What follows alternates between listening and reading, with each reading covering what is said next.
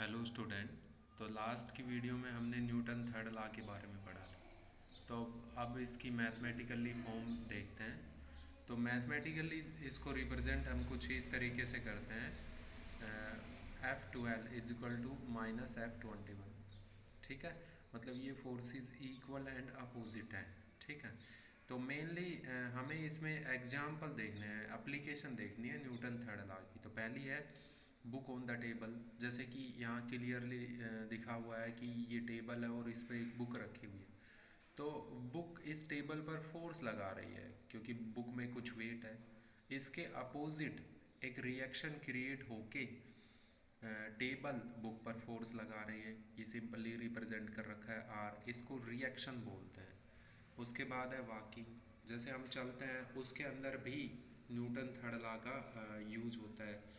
जब चलते वक्त हमारे फिट हैं वो ग्राउंड को नीचे की तरफ दबाते हैं, प्रेस करते हैं। तो ये तो हमारी हो गई एक्शन, हमने फोर्स लगाया। इसके विपरीत अपोजिट ग्राउंड हमारे फिट पर फोर्स लगाता है, equal in amount but opposite in direction, जिसे हमने आर से रिप्रेजेंट कर रखा है, जिससे हम आगे चल पाते हैं।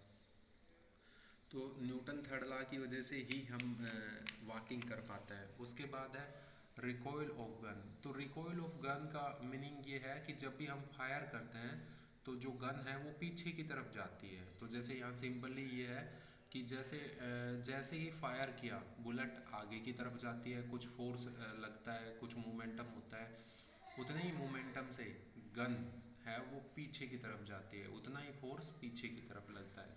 उसके बाद है motion of rocket and jet plane. तो जो मोशन रॉकेट का जो मोशन है या जेट प्लेन का मोशन है वो भी न्यूटन थर्ड लॉ पर ही बेस्ड है। यहाँ पर फ्यूल बर्न होता है और फ्यूल डाउनवर्ड डायरेक्शन में, या आप बोल सकते हो बैकवर्ड डायरेक्शन के अंदर फोर्स लगाता है। बदले में एटमॉस्फेयर या समझ लीजिए ग्राउंड रॉकेट पर अपवर्ड डायरेक्शन, अपोजिट डायरेक्शन के अंदर फोर्स लगाता है, जिससे रॉकेट प्रोपेलेट होता है, मतलब उड़ता है, फ्लाई करता है। उसके बाद है होज पाइप। जनरली आपने ये देखा होगा कि फायर ब्रिगेड वगैरह के जो होज पाइप हैं उनको हैंडल करना थोड़ा सा डिफ़िकल्ट होता है। तो क्या है यहाँ पर कि जैसे हम पानी होज पाइप से पानी किसी भी चीज़ पर गिराते हैं तो पानी से फोर्स लगता है उस चीज़ पर। इसके विपरीत अपोजिट वो जो ऑब्जेक्ट है वो भी उस होज पाइप पर फोर्स लगाती है।